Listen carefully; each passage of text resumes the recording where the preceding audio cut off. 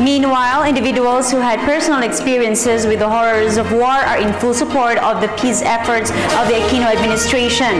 They are pushing for the passage of the proposed BBL to finally bring lasting peace in Mindanao. Freddie Abando reports. So many of our Muslim brothers and sisters exposed to the 42-year-old conflict in Mindanao continue to remember the horrors of war in their homeland. In their youth, they came face to face with death, losing loved ones, to include those who decided to fight in the armed struggle, and the innocent civilians caught in the crossfire of the conflict. Many lost their homes, their livelihood, and despite all their tribulations, the hope for peace was never lost.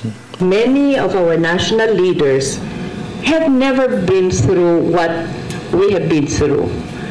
My family, we lost a lot. We lost cousins and uncles, and we lost all of our possessions. Bay Norahata Alonto is the wife of former MNLF commander Abulkair Alonto. Her husband was among the first fighters of the Moro National Liberation Front when the Muslim rebellion started in 1972. Abulkair surrendered and was even appointed ambassador. Alonto is in full support of President Aquino's commitment to win the peace in the proposed Bangsamoro entity. I believe we cannot wallow in the past. Kindly join me in a short journey into our yesterday.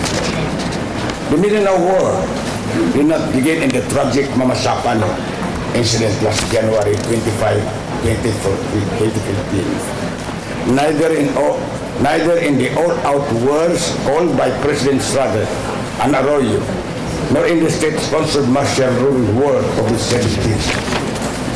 The Mindanao War began 494 years ago with the coming of the famous Portuguese explorer Fernando de Magallanes under the employ of the Castilian crown. Ideals and principles are anchored on the revolutionary struggle of the Bangsamoro. Our goals were never solely for him and me, neither for him, me, and our children.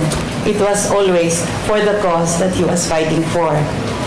And in those days that we were apart, in those days that he was away from us, I stood as the father and the mother of our children. A year after the signing of the comprehensive agreement on the Bangsamoro, the only remaining hurdle to overcome the fulfillment of the President's dream of peace is the approval of the draft Bangsamoro Basic Law.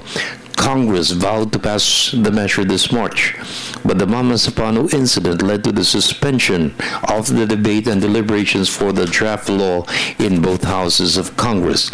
Consideration of the measure will resume in April.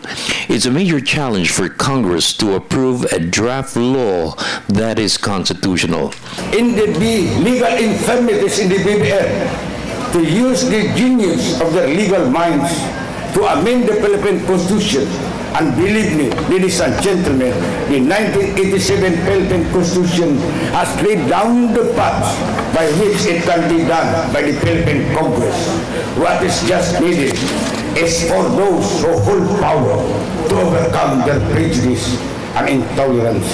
Let me remind us all that intolerance is the source of all conflicts. A few amendments may be proposed which could raise some concern from the MILF.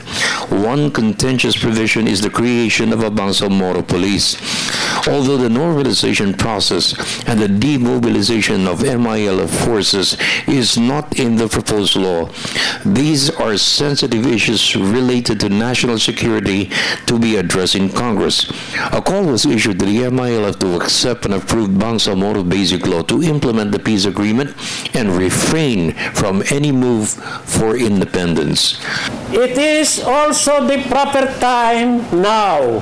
I said now, not later, for the MILF, my colleague, my former colleague in the MILF, whom I love very much, and I care and I call for the success of this initiative to explicitly and irrevocably renounce publicly its secessionist stance and independence demand, because this is the one of the remaining contentious issue that has been placing the credibility of the MILF in question. For the People's Television Network, this is Freddie Abando reporting.